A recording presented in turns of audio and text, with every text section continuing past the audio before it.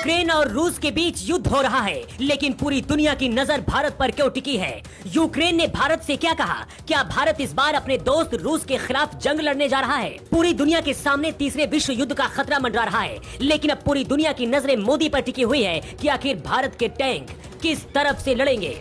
भारत का एक फैसला पूरी दुनिया की तस्वीर बदल सकता है। रूस के हमले के बाद से यूक्रेन में स्थिति भयावह हो चुकी है। हर कोई अपनी जान बचाने की कोशिश कर रहा है। अमेरिका, ब्रिटेन जैसे देश व्लादिमीर पुतिन को नहीं रोक सके। रूस के राष्ट्रपति व्लादिमीर पुतिन ने पूरी दुनिया को धमकी दे दी है कि यूक्रेन और रूस के युद्ध के बीच जो भी देश आएगा वो अंजाम भुगतने के लिए तैयार हो जाए। जो काम अमेरिका जैसे ताकतवर देश नहीं कर सके वो लगता है मोदी करके दिखाएंगे। रूस ने गुरुवार की सुबह करीब 8 बजे यूक्रेन पर हमला शुरू किया। मिसाइल, गोला बारूद से यूक्रेन धुआं हो रहा है। 3 तरफ से यूक्रेन में हमला हो रहा है। कई लोगों की अब तक मौत हो चुकी है। लोग अपनी जान बचाने की कोशिश कर रहे हैं और पूरी दुनिया लगता है सिर्फ तमाशा देख रही है। ऐसे में यूक्रेन को सिर्फ भारत से उम्मीद बची है। यूक्रेन को लगता है कि अब सिर्फ भारत ही उसे रूस से बचा सकता है। यूक्रेन ने भारत से मदद मांगी है और कहा है कि भारत के प्रधानमंत्री नरेंद्र मोदी रूस के राष्ट्रपति से बात करें। मोदी का दुनिया भर में रसूख है, उसकी वजह से व्लादिमीर पुतिन मोदी की बात जरूर सुनेंगे। यूक्रेन को लगता है कि अब भारत ही उसे बचा सकता है, लेकिन भारत के सामने सबसे बड़ी चुनौती खुद रूस है। रूस भारत का पुराना दोस्त है। ऐसे में क्या भारत इस युद्ध में शामिल होगा,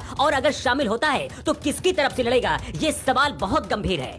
अहम बात यह है कि लगता है कि इस युद्ध में पाकिस्तान भी शामिल होना चाहता है। पाकिस्तान के प्रधानमंत्री इमरान खान रूस पहुंच चुके हैं। ऐसे में यह भी कहा जा रहा है कि पाकिस्तान रूस की तरफ से युद्ध लड़ सकता है। इधर चीन भी रूस का समर्थन करता दिख रहा है। यूक्रेन दावा कर रहा है कि उसने रूस के कई फाइटर जेट्स मार गिराए हैं। अब तक यूक्रेन के कई गांवों में रूस कब्जा कर चुका है। यहाँ सिलसिलेवार धमाके हो रहे हैं। ऐसा भी दावा किया जा रहा है कि अब तक इस युद्ध में करीब 100 लोगों की मौत हो चुकी है। रूस के राष्ट्रपति व्लादिमीर पुतिन ने सेना से यूक्रेन में स्पेशल मिलिट्री ऑपरेशन चलाने को कहा है। इसका असर भी दिखना शुरू हो चुका है। रूस का हमला झेल रहे यूक्रेन के राष्ट्रपति वोलोदिमीर जेलेंस्की ने कहा है कि यूक्रेन किसी भी कीमत पर रूस के सामने हथियार नहीं डालेगा और न ही झुकेगा। वही यूक्रेन के रक्षा मंत्री देश के सभी लोगों से कहा है कि जो भी हथियार चला सकता है वो हथियार उठा ले और रूस के खिलाफ लड़ने की अपील की है।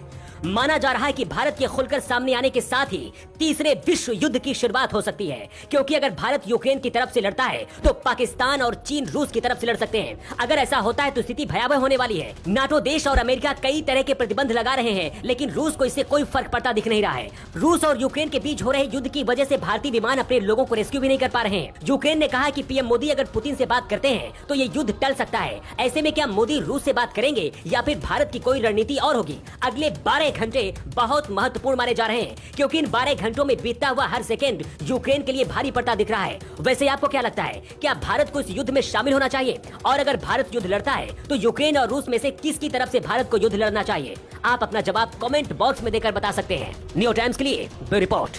यूक्रेन